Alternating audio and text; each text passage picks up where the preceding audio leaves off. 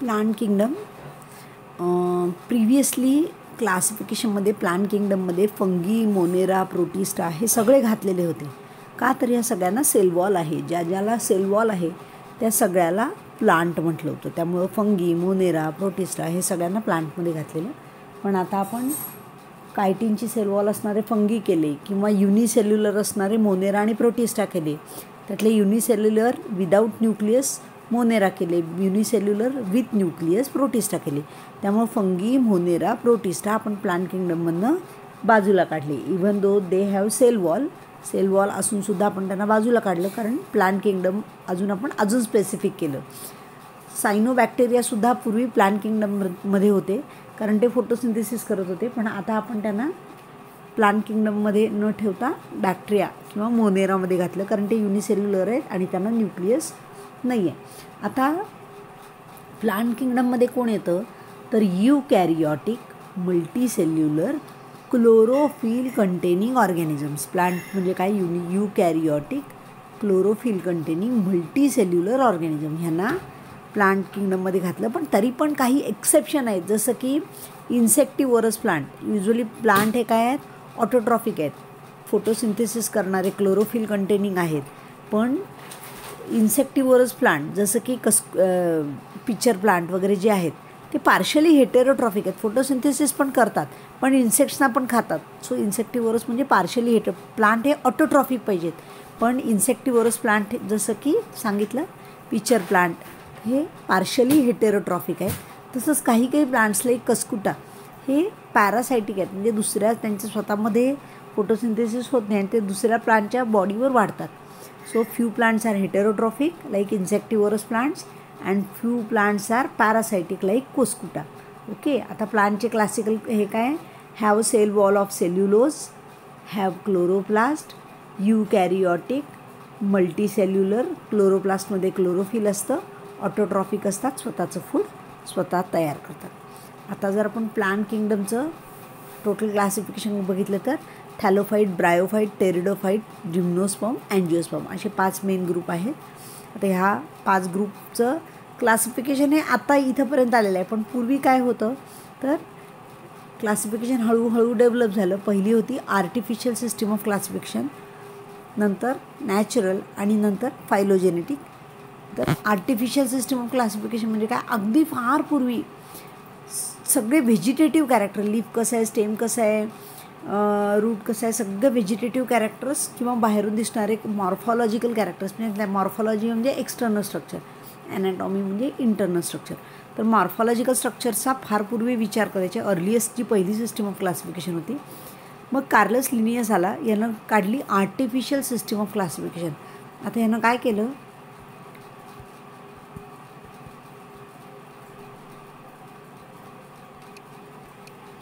यानं अँड्रोशियमचे वेगळे वेगळे शेप्स पाहिले आणि अँड्रोशियम डायाडेल्फस, मोनोडेल्फस म्हणजे काय आपण बघणार आहे.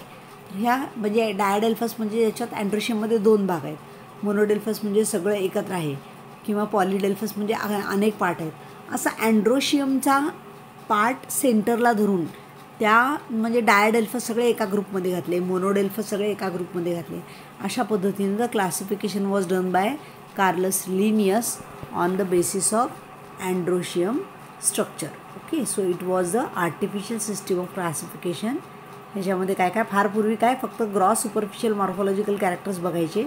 मग त्याच्यामध्ये ह्यानं काय घातलं? कार्लस लिनियसनं अँड्रोशियम स्ट्रक्चर पण ॲड केलं. ह्याचे लिमिटेशन काय आहेत तर काही खूप क्लोजली रिलेटेड स्पेसीज ह्या वेगळ्या वेगळ्या केल्या गेल्या. जरी त्यांचा अँड्रोशियम सारखं नसलं तरी त्या क्लोजली रिलेटेड होत्या. अशा स्पेसीज वेगळ्या वेगळ्या ग्रुपमध्ये गेल्या एक.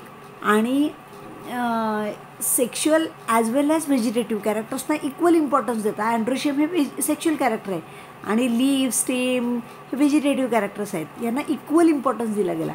खरं म्हणजे व्हेजिटेटिव्ह कॅरेक्टर्स हे इन्व्हायरमेंट अफेक्ट होतात. म्हणजे आंब्याचं झाड आहे तर एखादं भरपूर पाणी मिळालं तर खूप मोठं वाढेल आणि एखादं त्याच झाडाचं दुसरी कोणी कमी पाणी मिळालं तर थोडीशी कमी वाढेल. म्हणजे एन्व्हायरमेंटल कंडिशन किंवा जागा किती आहे, सूर्यप्रकाश किती आहे ह्याच्यावर पण व्हेजिटेटिव्ह कॅरेक्टर्स म्हणजे लीफ कसं आहे, स्टेम कसं आहे, उंची कशी आहे, हे व्हेजिटेटिव्ह कॅरेक्टर्स हे एन्व्हायरमेंटल फॅक्टरवर पण अवलंबून असतील. एकच झाड 2 ठिकाणी लावलं तर ते वेगळ्या वेगळ्या पद्धतीनं वाढू शकतं. मग सेक्शुअल कॅरेक्टर्स आणि व्हेजिटेटिव्ह कॅरेक्टर्सना इक्वल इम्पॉर्टन्स नाही दिला गेला पाहिजे, जो की इथं दिला गेला. कारण सुरुवातीला सगळे व्हेजिटेटिव्ह कॅरेक्टर्स धरले गेले.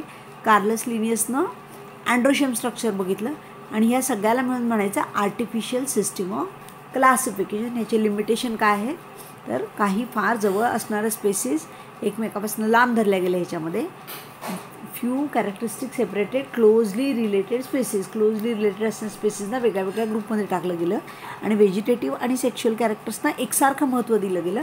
खरं म्हणजे व्हेजिटेटिव्ह कॅरेक्टर्सना इतकं महत्त्व द्यायची गरज नाही, कारण त्या एकाच प्लॅनचे व्हेजिटेटिव्ह कॅरेक्टर्स 2 वेगळ्या वेगळ्या प्रदेशात लावलं तर ते बदलतात. म्हणजे एखाद्या ठिकाणी मी सांगितलं आंब्याचं झाड खूप मोठं होईल, एखाद्या ठिकाणी लहान राहील, जरी ती कोय किंवा सीड सेम प्लांटपासून आलेलं असलं तरी, कारण का त्या एन्व्हायरमेंटल फॅक्टर्स वेगळे वेगळे आहेत. Okay, so these are the drawbacks. Separated the closely related species, equal weightage to vegetative and sexual characteristic.